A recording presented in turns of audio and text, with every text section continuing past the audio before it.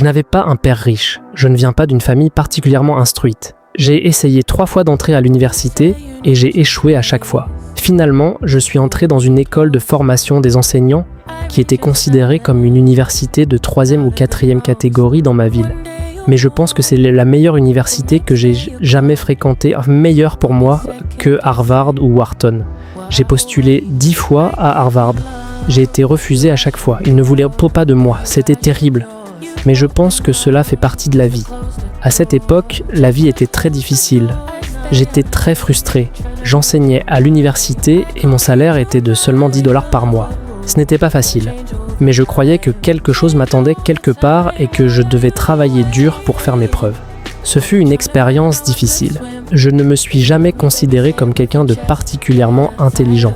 Personne ne croyait que je pouvais réussir, parce que tout le monde disait « ce type pense différemment, il a des idées folles, il pense à des choses qui ne fonctionneront jamais ». Personne n'était d'accord avec moi, mais comme je l'ai déjà dit, j'y croyais. Lorsque je suis allé aux États-Unis en 1994, j'ai découvert l'ordinateur et je me suis dit « cette technologie pourrait devenir quelque chose de très important ». Je n'aurais jamais imaginé qu'elle deviendrait aussi importante qu'elle l'est aujourd'hui. Aujourd'hui, les gens me disent « tu es intelligent, tu as une grande vision ». J'ai eu la chance de connaître beaucoup de personnes célèbres. Bill Gates, Warren Buffett, Jack Welch, Larry Page et Mark Zuckerberg. J'aimerais vous expliquer ce qui différencie ces personnes des autres. Elles sont toujours optimistes quant à l'avenir. Elles ne passent pas leur temps à se plaindre. Elles essaient toujours de résoudre les problèmes des autres. Et je me demande souvent, où se trouvent les opportunités ? Les opportunités se trouvent souvent là où les gens se plaignent. Certaines personnes restent assises et se plaignent. Mais vous devez vous demander, si je pouvais résoudre ce problème, ne serait-ce pas une opportunité ? Car lorsque tout le monde est d'accord sur une opportunité, pourquoi devrait-elle vous appartenir à vous plutôt qu'à quelqu'un d'autre ? Parfois, beaucoup de personnes ne comptent pas en une idée, mais vous pensez qu'elle est bonne. Alors réfléchissez attentivement. Trouvez un groupe de personnes avec qui travailler. Assurez-vous que les personnes qui travaillent avec vous croient en votre rêve. Que les investisseurs y croient ou non.